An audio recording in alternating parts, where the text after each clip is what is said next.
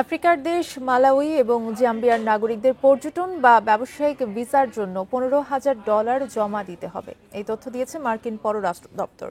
এতে বলা হয়েছে, যেসব দেশের পর্যটক বা ব্যবসায়ী ভিসাধারীর বেশিরভাগ যুক্তরাষ্ট্রে এসে নির্দিষ্ট সময়ের মধ্যে ফিরে যাননি, সেসব দেশের ক্ষেত্রে নতুন এই বিধি কার্যকর হবে। বান্ডেল থাকলে প্রতি সেনমানিতে টাকা বাঁচবে। বিকাশ সেনমানি বান্ডেল কিনে জিতুন প্রতি লেনদেনে। তবে বিজ্ঞপ্তিতে আর কোন কোন দেশের নাগরিকদের ওপর এই নিয়ম প্রয়োগ করা হবে তা নির্দিষ্ট করা হয়নি।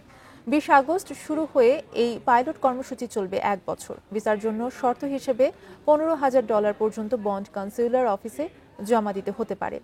বন্ড স্কিমটিকে প্রত্যাখ্যান করে নিন্দা জানিয়েছেন সমালোচকরা। অবৈধ অভিবাসন রোধের নীতি আরও জোরদার করতে একের পর এক পদক্ষেপ নিয়েছেন যুক্তরাষ্ট্রের প্রেসিডেন্ট ডোনাল্ড ট্রাম্প।